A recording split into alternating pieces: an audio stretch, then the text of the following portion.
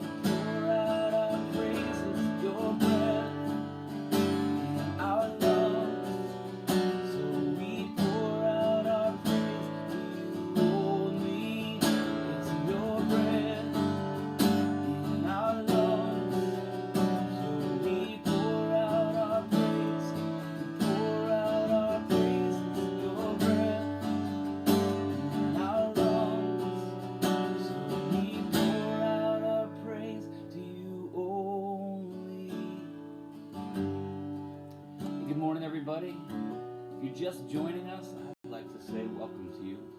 My name is Robbie, and I'm one of the worship leaders that gets to join our family together every weekday morning at 8:30, and I'm able to watch all your comments over here on my other screen.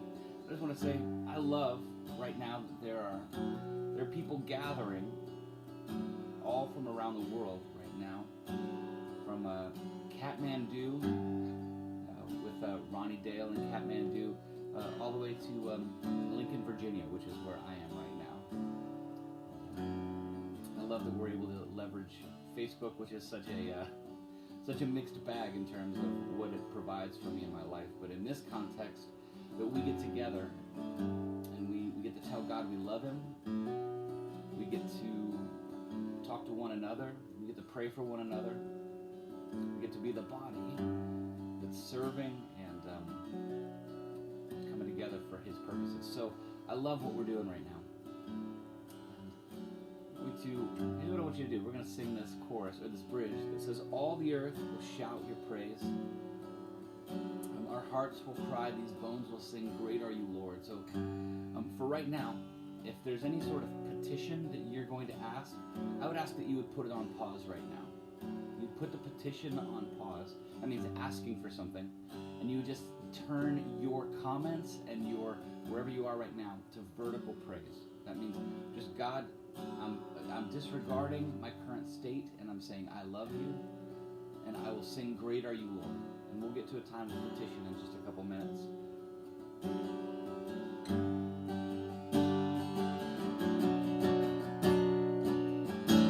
All the earth will shout your praise. All the earth will shout your praise. Our hearts will cry. These bones will sing. Great are you, Lord. All the earth will shout your praise. Our hearts will cry. These bones will sing. Great are you, Lord. All the earth will shout your praise. That's right, guys. Our hearts will cry. These bones will sing. Great are you, Lord.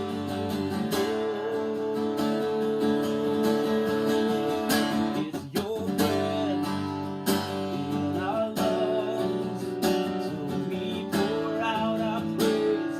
We pour out our praise. It's your breath in our lungs, so we pour out our praise to you.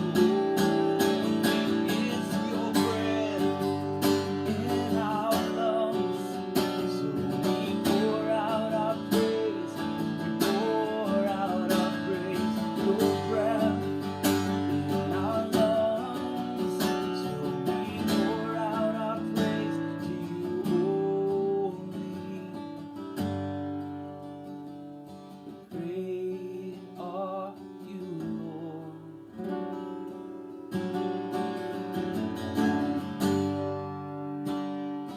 Great are you, Lord.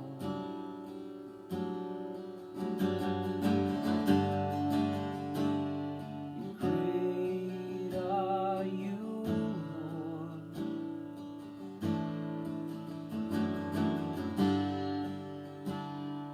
Great are you, Lord.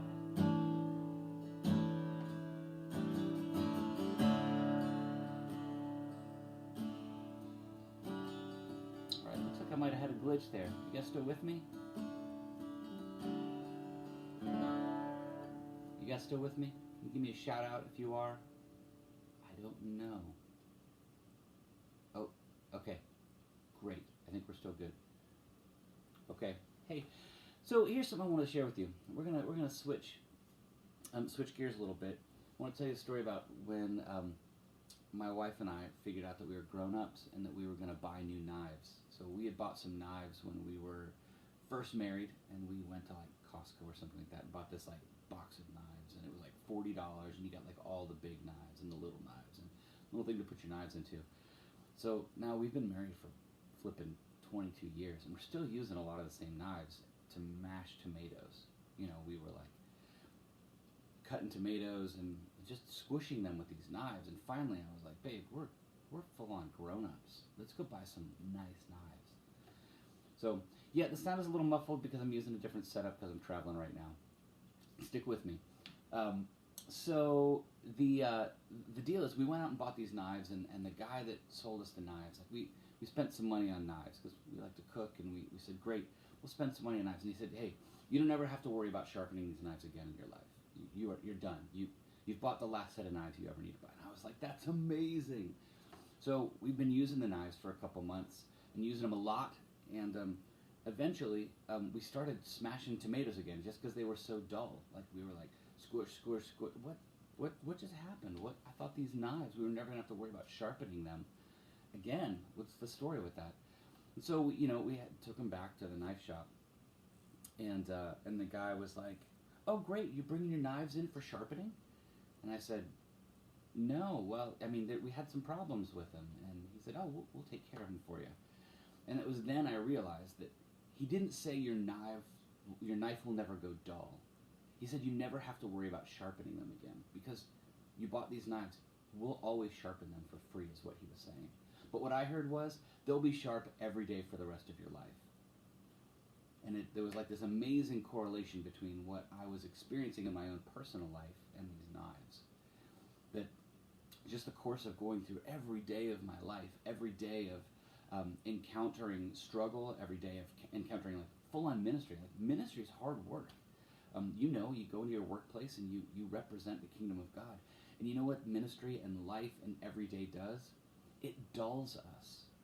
It dulls us. Use dulls knives. And ministry and the work that we do, just living in earthly bodies, dulls us spiritually. And so what we have to do is we have to go back to the shop and get our knives sharpened. We have to go back to the Lord and say, "Lord, where have I become dull? Where do I have dents in me that you need to work out? Where do I need to be reshaped so I can do the work you've asked me to do?" And so one of the things that we do in this time right now is we ask, in the same way I took my knives back over to the shop for sharpening, we come together, we come before the Lord and say, "Lord, what do you want to do in our lives? How do you want to shape us so that we more reflect your intentions? How do you want to shape us so we more reflect the beauty of who you are?" So as we sing, I want our prayers. I want to kind of guide our prayers for prayers of sharpening. So that could look like, "Lord, is there anything that you want to reshape? Is there anything you want to pull from my life? Is there anything you want to add to my life? Lord, could you help me here?" So there's simple prayers for you to encounter God in a fresh way right now. Okay? Cool.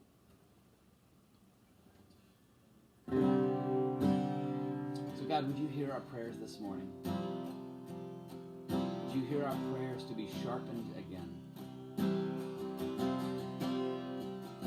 I was an heir without a kingdom. I was an orphan with no home. And these lungs were full of promise, but emptiness I chose.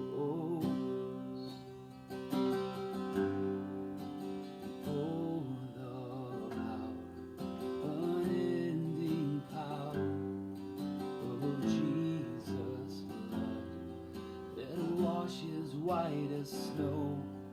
Oh, the power, amazing power of redeeming love. His grace unshakable.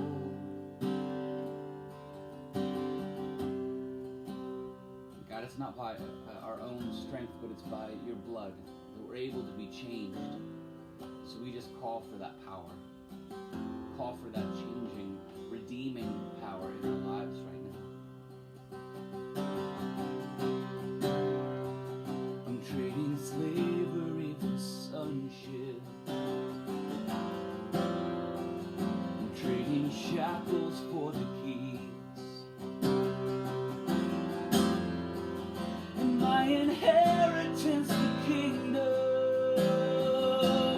where my Father is.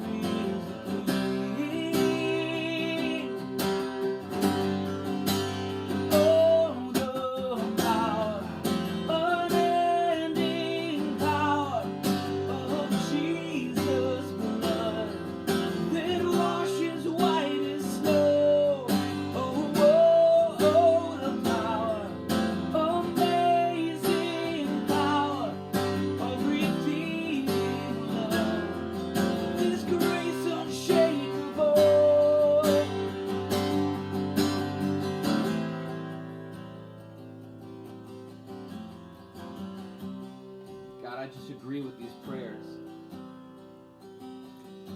for Alyssa, for heart to be shaped into the likeness of Jesus, for our heart to be sharpened.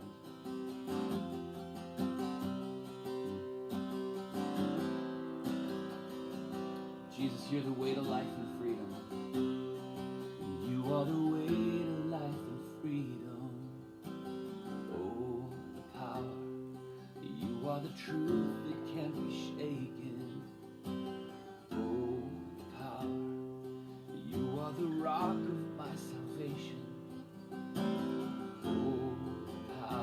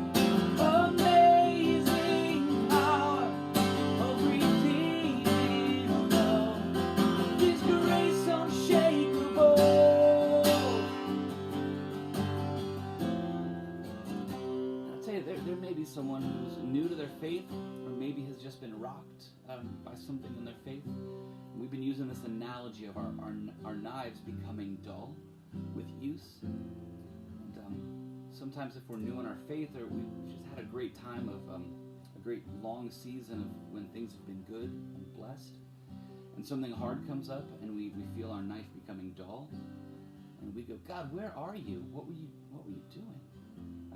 For me, right now, the big thing I hit while I was just in a great groove of using my knives is my father-in-law passed away very suddenly Tuesday morning.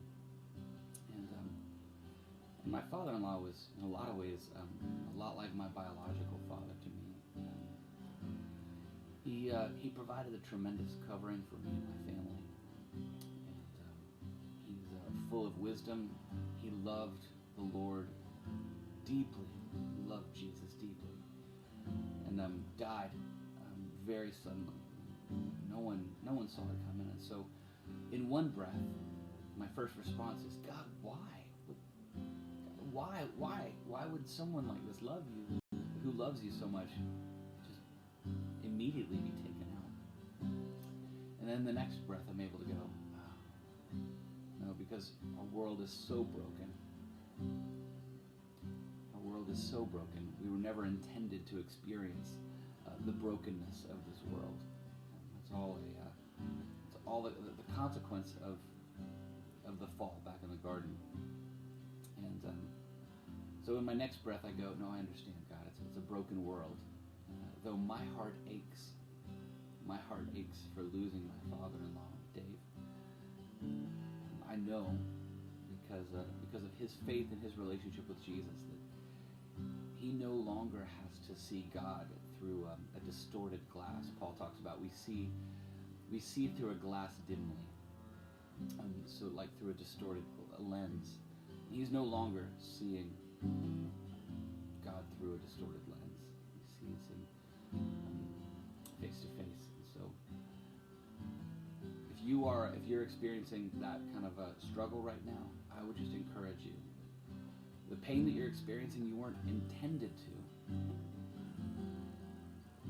But you were intended to commune with God. So when you feel your knife is dull, your first position should be that on your knees.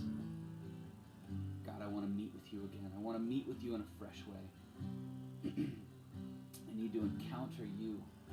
I need to hear you tell me who I am again, because I'm forgetting.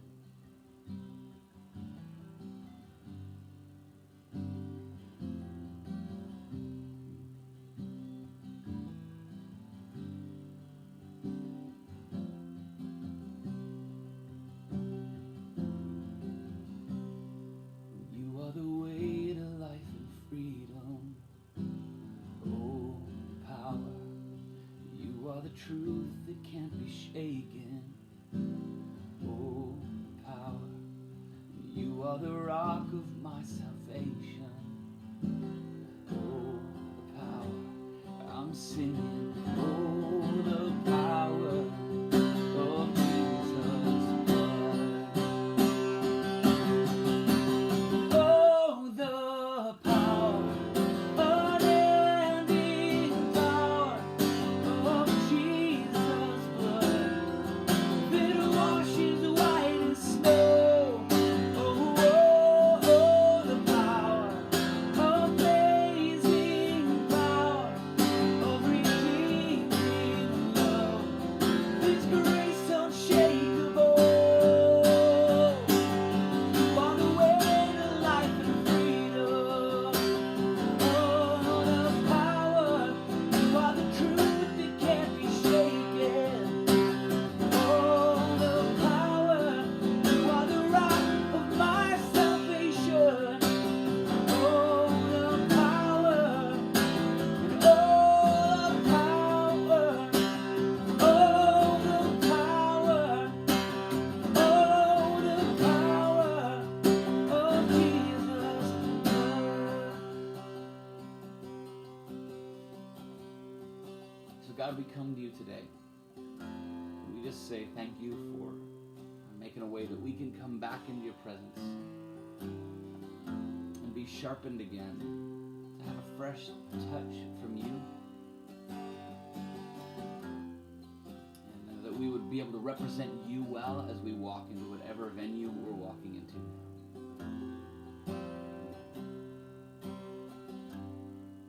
Guys, it's great worshiping with you. I love seeing all these comments over here. Whether you're joining us on YouTube, I see folks over there on the Crossroads Music page. Hey, thanks for joining us there. I see a bunch of folks over on the Crossroads Facebook page, and even on the Facebook Crossroads Music, loads of places. I would encourage you. We're making lots of tools for you to use in your daily worship. Releasing lots of songs that we found to be really useful in connecting with God. So if you don't already follow us on Spotify or Apple Music, I would encourage you to do that so you get notified. Or if you're on YouTube, go ahead and subscribe to us there, because you can get notified of when we do this every morning. Love that you're there with us. I love seeing so many of the same faces over here in my chat thread. We'll see y'all tomorrow morning. I believe it'll be Justin, my buddy Justin, leading us. So bless you guys.